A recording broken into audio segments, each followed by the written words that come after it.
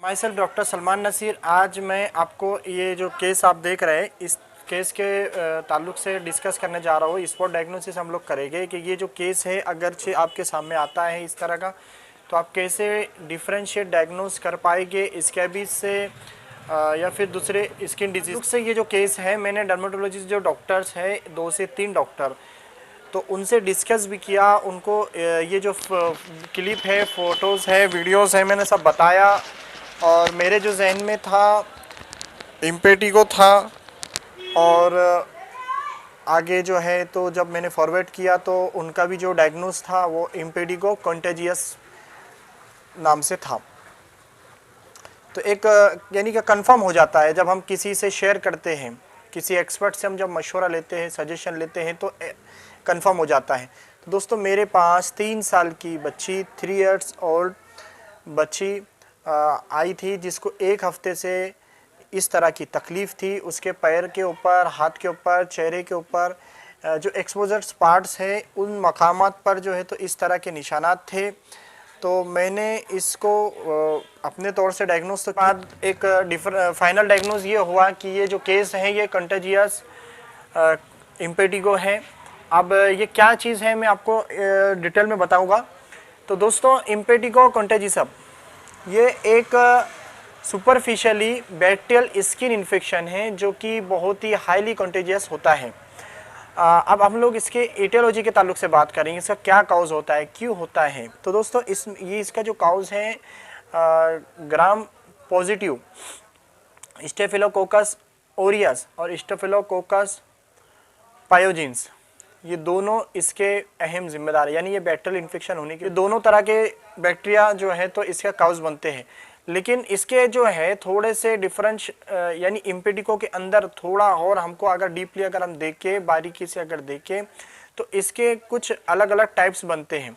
तो उसमें कैसे डिफरेंशिएट करेंगे कि स्टेफिलोकोकस ओरियस की वजह से जो इन्फेक्शन हुआ वो कैसा होगा और जो पायोजिन्स की वजह से होगा वो कैसा होगा। तो इसमें दोस्तों इम्पेटिगो है, इसकी वजह से बुलस बनता है और नॉन बुलस भी बन सकता है। और ये जो है तो टॉक्सिन्स सिक्रेशंस करते हैं, टॉक्सिन जो है प्रोड्यूसन होता है इसकी वजह। तो दोस्तों, स्टेफिलोकोकस ओरियस और स्टेफिलोकोकस पायोजिन्स दोनों मिलकर, दोनों की वजह से होता है नॉन बुलस इम्पेटिगो, और जिसकी वजह से क्या हो रहा है, इम्पेटिगो कंटेजियसम। तो इसकी जो वजह है ये पॉजिटिव ओकाई है। अब दोस्तों, हम इसके क्लिनिकल फीचर्स के बारे में जानेंगे।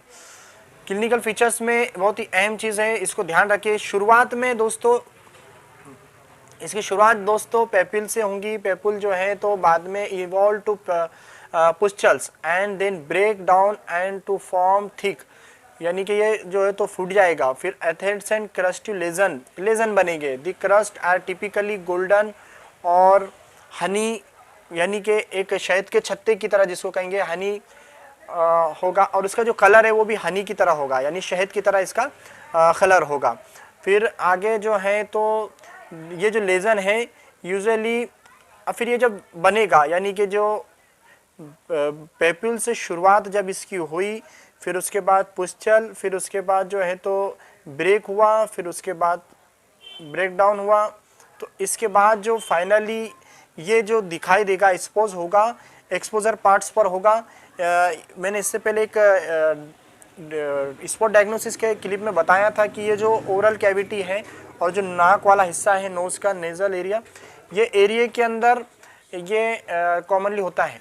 और ये जो है खासकर, वैसे तो सभी उम्र के लोगों में होता है, लेकिन कॉमनली 2 साल से लेके 5 साल तक के बच्चों के अंदर मोस्टली या ज़्यादातर होता है। और बच्चों में ज़्यादातर मेरे पास के भी जो केसेस आए, मैंने जो आपसे शेयर किया था इससे पहले भी, कि वो ओरल कैविटी के पास या नोज़ के एरिया में होता है। और इसके साथ ही आप ये जो केस हमारे सामने आया था, तो ये केस में हम देख रहे हैं कि किस तरह से ये जो है तो पैरों के पास में और हाथों के ऊपर, इन जगह पर, इन मकामात पर ये जो एक्सपोजर पार्ट्स होते हैं वहाँ पर ये मौजूद होता है। अब ये जो है तो दोस्तों अहम सवाल हम आगे देखेंगे, ट्रांसमिशन, यानी ये कैसे फैलता है, कैसे होता है। तो दोस्तों, सबसे ज़्यादा most commonly spread through direct contact, ये जो है तो डायरेक्ट कांटेक्ट की वजह से ज़्यादातर फैलता है। और एक अहम वजह इसके फैलने की ट्रांसमिशन की ये है कि ये क्राउडिंग एरिया, गर्दी वाले भीड़भाड़ एरिया, स्कूल वगैरह या फिर ऐसे भीड़भाड़ एरिया के अंदर ऐसी मकामात की वजह से ज़्यादातर फैलता है, ट्रांसमिशन होता है। साथ ही इसके ट्रांसमिट होने की एक वजह जो है तो लेजन स्प्रेड बाय फिंगर्स और क्लोथिंग, ऐसे ज़ेर इस्तेमाल चीज़ों की वजह से भी ये फैल सकता है। यानी कि टच करने के जिनको ऑलरेडी है, अगर वो कहीं टच कर रहे हैं, उनके ज़ेर इस्तेमाल कोई कपड़े हैं, तो ऐसी चीज़ों की वजह से भी फैल सकता है। अब अगर हम इसके इंट्यूबेशन की पीरियड की बात करें, इंट्यूबेशन पीरियड इसका 10 डेज़ होता है। अब इसके अहम टॉपिक पे हम बात करेंगे इसके ट्रीटमेंट और प्रिवेंशन के ताल्लुक से। ट्रीटमेंट दोस्तों, इसका जो एंटीबायोटिक इसमें यूज़ किया जाता है, जो मेडिकल स्टूडेंट्स अगर वो जानना चाहते हैं इसका ट्रीटमेंट कैसा होता है, तो दोस्तों मुझको पर्सनली कांटेक्ट करें। और जो डॉक्टर हैं इसके लिए एंटीबायोटिक यूज़ करते हैं, टॉपिकल, ओरल मेडिसिन इसमें, यानी कि लगाने वाली दवाइयाँ, खाने वाली दवाइयाँ, 3 दिन के अंदर इसका रिज़ल्ट मिल जाता है।